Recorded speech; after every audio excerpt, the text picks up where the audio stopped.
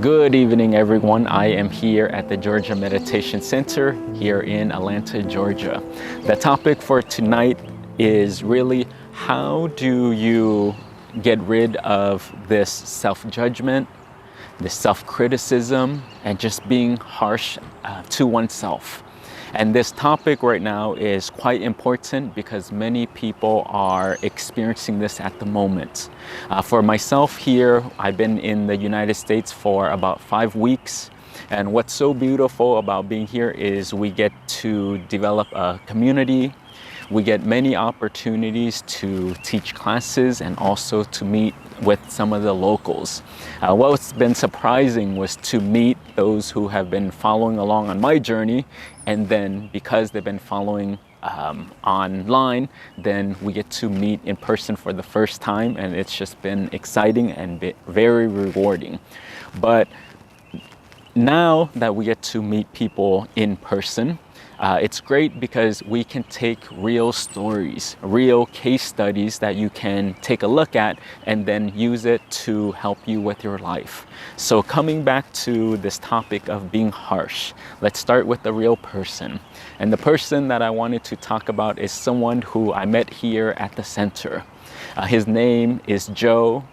He has been following on the YouTube for since the beginning of the year, and find that the wisdom and the teaching of the monastery has been so helpful to him. So to be able to meet Joe, to hear his stories, to connect the face with a real life person, it's just a privilege. And also it helps to deepen the experience as well. But the first time here, Joe just came to introduce himself. He was grateful for the teachings, and then again, he wanted to learn more. But in the very first class, the topic that I was sharing with him was really regarding how do you build a meditation practice. Gave them tips, gave them tools, share with them very practical tips of how do you develop a consistent practice over time that is sustainable and again, very consistent.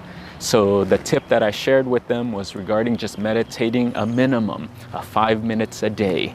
And for myself, I shared my story of doing this a minimum of 5 minutes a day, but for 365 days. So 1 full year. But really, I was developing the habit, and I find that when you can develop the habit, the quality will follow. And then the following year was meditating every single day for 15 minutes. And then year 3 was meditating every day for 30 minutes. This topic just really resonated with Joe. And after class, he just said, okay, that made it so simple. And I can do it. And I am gonna try it. I'm gonna take this opportunity and I'm going to start as of today. So after the class was done, Joe went home and Joe started to practice. And then he came back to class the next week. And that Wednesday class, we taught like normal. Joe came up and he said hello, and he just this time had a smile on his face. He looked at me and he said, I did it. This was the first time that I've ever meditated consistently every single day without skipping a beat. And he said it was so simple, just 5 minutes a day. Some days I meditated longer, but now it gave him hope, and now he can develop that habit and that consistency. So I cheered him on. You can see the look in his eyes of just being very proud and being very hopeful. So it was exciting. Then again, Joe went home, came back week number 2. I taught like normal. Joe came up to me after class, and he had now this time an even bigger smile. And he's like, I did it. And he's like, for 2 weeks straight. I can't believe it. And now this practice is consistent. So again, for me, I just cheered him on, and this is so wonderful to see. to have someone who is a practitioner and they use the wisdom and they use the tool. This is the hope. So the same process continue. Week number 3 rolls along. Joe comes in, and for me, as he's walking up, I'm like, okay, he has some good news to deliver. Then he comes up. This time, his head was down. And Joe just looked like a sad puppy. And his head was down, and he just was disappointed.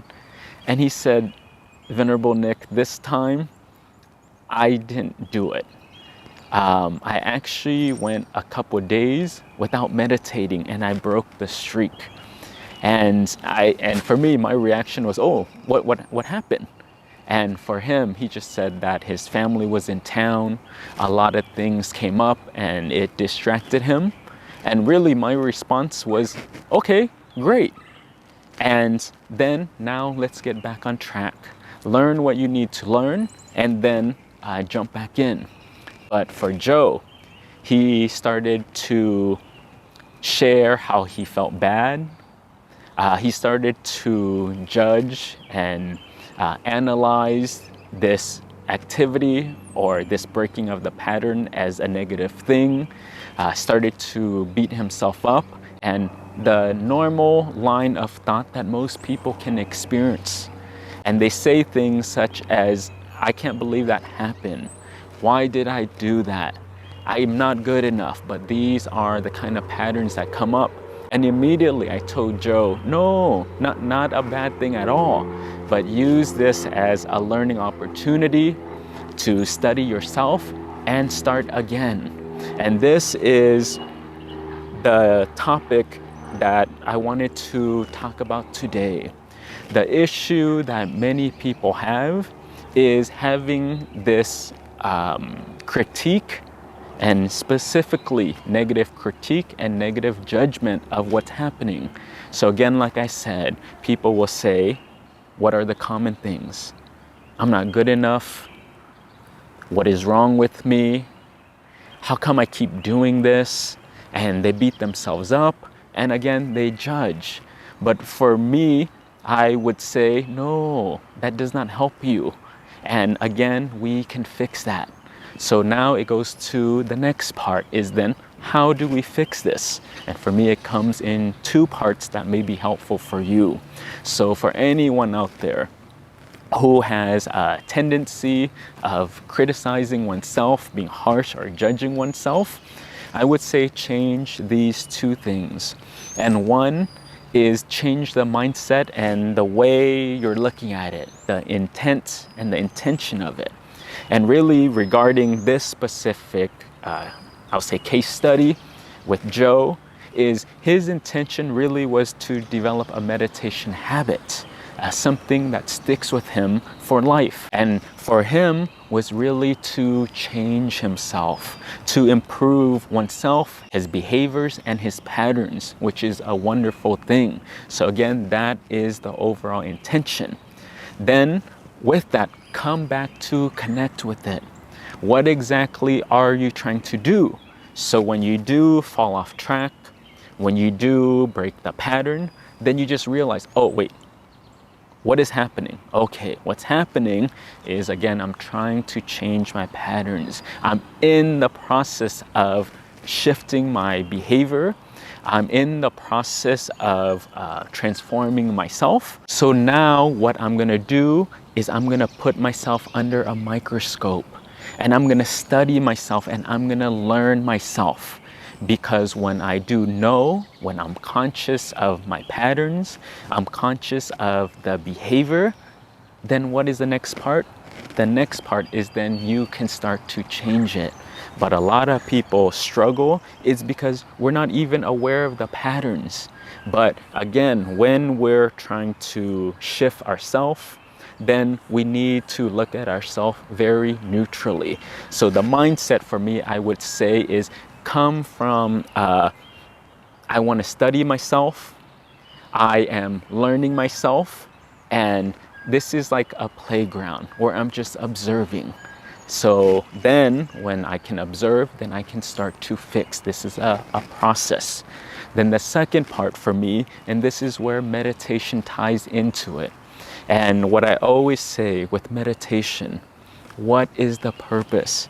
And the purpose of meditation is for you to develop the skill of what? For those who have been following, yes, the skill of neutral observation.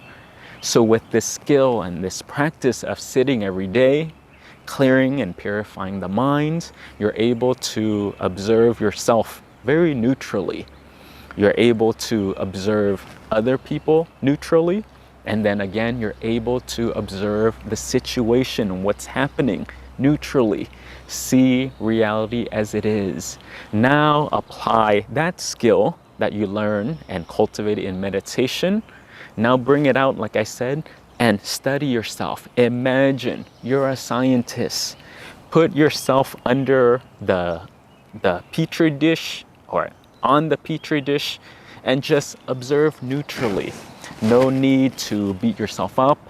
No need to make up a story or a judgment call, but observe. And in Joe's case, I asked him, okay, tell me the facts. Tell me the conditions that were involved in this story. Okay, there you go. And he shared with me that he typically meditates in the evening. Okay, then he had family that came over. Okay, and then you have work. Okay, what else? And then he just went through different scenarios and different issues. And for me, this is a great thing, because when you're trying to change, you're trying to learn yourself also. Then with these facts, then what are the options? And for Joe, the option was now change it and meditate in the morning. And this little adjustment can be a game changer. And for me, I can relate to this, because being in the monastery in the beginning as a brand new monk, and we don't have any responsibilities, it's easy. I can just meditate anytime. And for myself, just as preference, in the beginning was I love meditating in the evening because it's dark and it's a bit quiet, and then I can get still very quickly. And then slowly, as my monkhood started to increase, slowly, because I had more responsibilities and more teachings and more things to do, then I couldn't maintain that schedule, and it wasn't consistent. So then I had to change it to the morning time. Okay, let's meditate at 5 in the morning, first thing when you wake up. And again, life started to shift. So then eventually I shifted to 3:30 in the morning, because developing this habit was very important to me. And I just knew in order to keep it, I couldn't sacrifice anything. And I was not willing to take the risk. So then if I wake up at 3:30, I start sitting. It is absolutely quiet. When I'm done, then I'm done. Nothing can get in the way. And for those who are trying to develop this meditation habit, I would say try 3:30 in the morning. And I can guarantee that you'll find that no one's gonna bother you. You're gonna have more time. But really, this was something that worked for me. And then this was my suggestion to Joe. After our conversation, he went home, he adjusted and he adapted. And again, the next time that I saw him, he was bright with a smile. He's like, that was so simple. I went home, I adjusted the time for my meditation, and here we go. Now we're back on track. And it can be that simple. But the first step is really just observe yourself very neutrally. I'm just like a kid in the playground. It's like I'm playing a video game, and I'm just looking at myself, and anything that comes up, anything that arises, or a new pattern, I catch myself. I'm like, there it is. Nice. There, I caught it this time. There, I caught it this time. Wow, that's another aspect of me. So I keep learning and learning and learning. So then I just teach and I train myself to come up with a structure, a reward system that happens to work for me. And in the monastery, our master nun, she always teaches us. And she says the best thing and the hardest thing that one can do is to teach oneself. And this is a skill that many people lack, and this is the skill that can help you most. So what the wisdom that the nuns share with us, take this with you. But for me, I wanted to take this time to talk about this because there's only two options. And in life, we all experience these kind of setbacks. And the two options is, one is you can criticize yourself, you can beat yourself up, you can judge yourself, make yourself a martyr or a victim, or be harsh with yourself. But for me, and again, this is just a personal opinion, not a critique of your life, but in my experience, I just find it's not helpful. You start like this, you get into that negative spiral, you get into a shame spiral, the thoughts in your head just keeps going, and the pattern repeats, and it does not help you, and it does not motivate you. For some maybe, but in my experience, it does not help me. So then the second option is use it just to learn. Use it just to see clearly, and then understand what you're trying to do. Be very patient, be very kind, observe, explore, and again, keep adapting and adjusting. And this is just part of the learning cycle and the learning curve. So hopefully, my suggestion would be that you would use your own wisdom and use the compassion, because life is hard. Situations are hard. So don't make it harder than it needs to be. So I hope this tip is helpful for you. So as always, greeting to you from Atlanta, and I hope this was helpful. Take care, everyone, and good night. Satu.